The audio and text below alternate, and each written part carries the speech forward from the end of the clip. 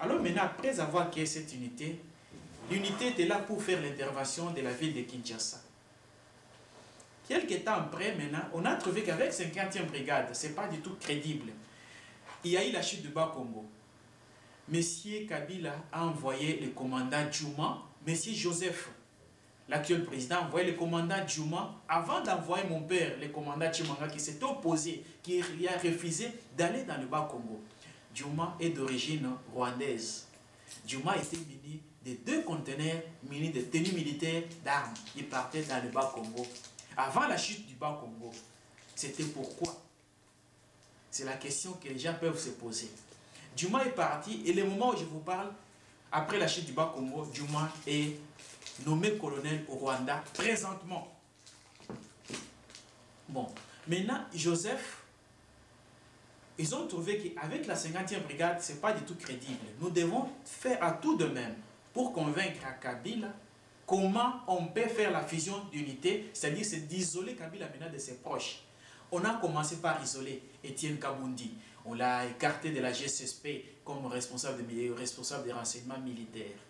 On a pris le Timothée qui était au bureau politique. On l'a mis au camp Kokolo.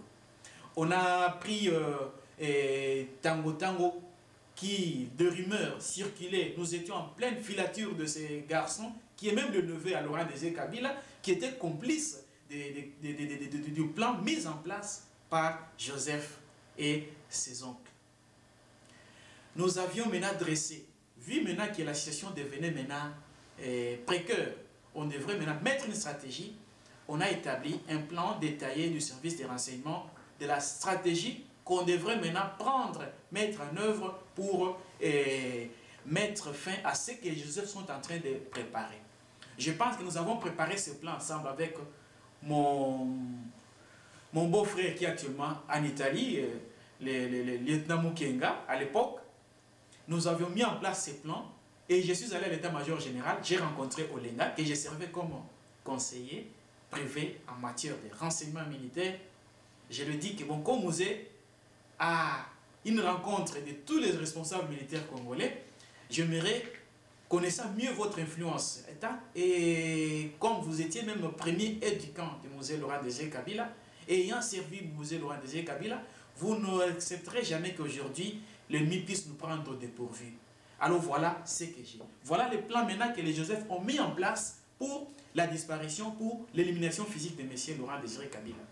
C'était toujours au début du mois d'août. Après avoir, et Joseph ont tenté au moins 3 tentatives d'assassinat à la personne de M. Laurent Désiré Kabila. Tout cela était sans succès.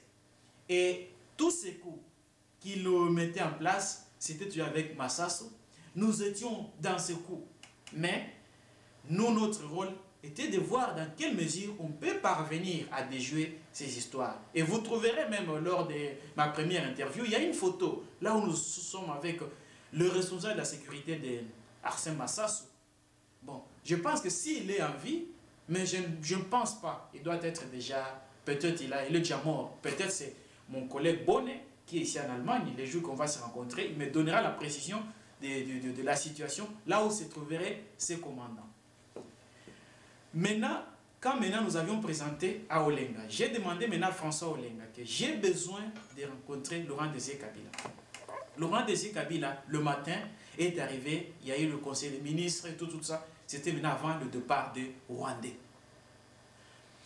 Après avoir présenté notre plan d'action, comment on peut arriver à renforcer le musée Laurent Désiré Kabila, pourquoi on a supprimé la DENIAP, pourquoi la 50e brigade est à Paris, la 50e brigade a échoué sa mission, comment et pourquoi, et voilà aujourd'hui la stratégie qui est mise en place par les Joseph.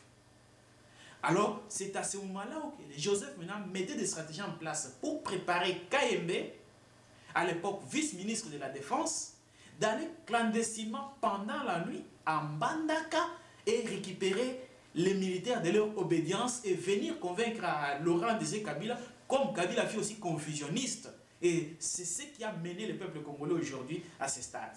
Et nous tous ici, qui ont servi sous les drapeaux, sous Kabila, et qui ont joué un rôle déterminant